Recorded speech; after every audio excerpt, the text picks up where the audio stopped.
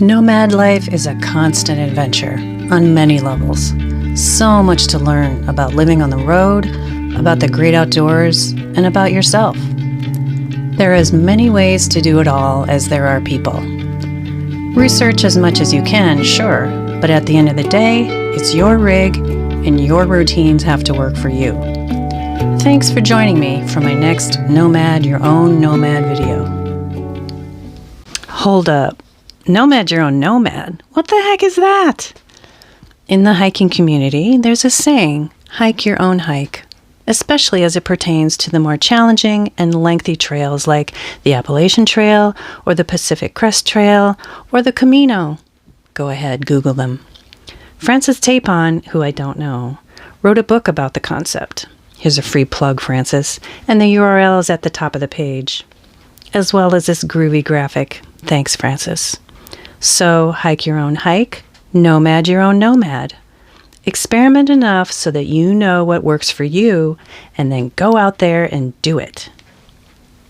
This video is part of a series about using the Washington State Discover Pass to practically camp for free, or boondock in nomad-speak. Today we're at Rock Creek Horse Campground. As with most recreational land, it's close enough to private property that one could walk over to ask for a cup of sugar. This location happens to have a correctional facility as a neighbor. It's just inside a Yakult-Burn State Forest boundary with stunning views of Mama Nature. Another approach takes you across this one-lane bridge. There are several trailheads for your hiking pleasure accessible from the campground. That's the camp host spot, which was vacant during my stay. The horse campground offers stalls that are slowly being replaced with metal versions, and I saw evidence of recent visitation. There's a ramp for folks who need a little leg up getting on a horse, and specially constructed bridges for our equine friends. Rock Creek is aptly named. Getting acquainted with the trail closest to my campsite, I saw this sign. What does that mean? Oh, clear cutting. There was evidence of a fire at some point, but things were growing back nicely. The trails are very well maintained.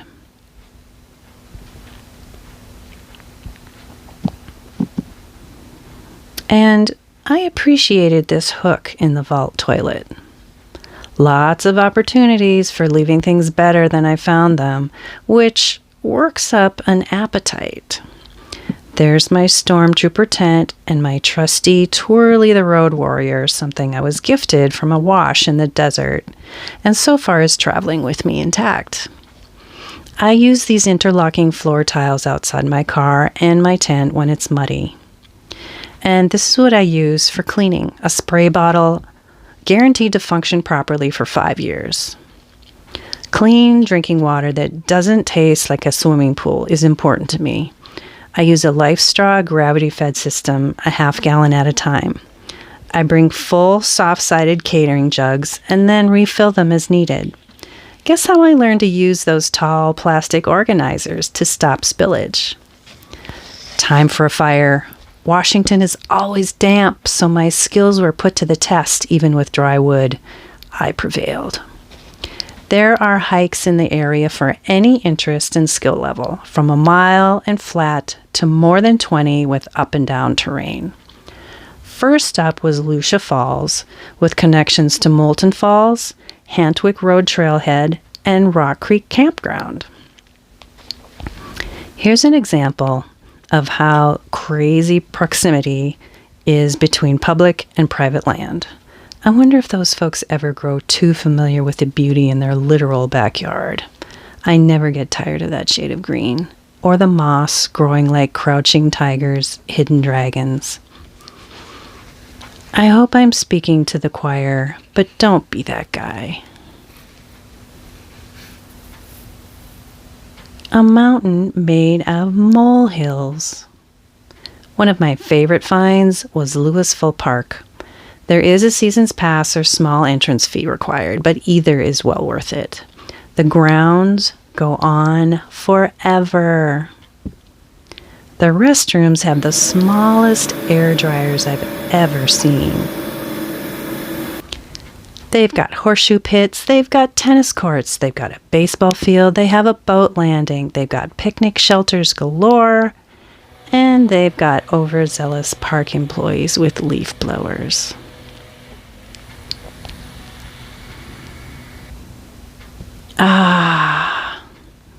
I spent several happy hours here and can see how it would round out a boondocker's day spot rotation quite nicely.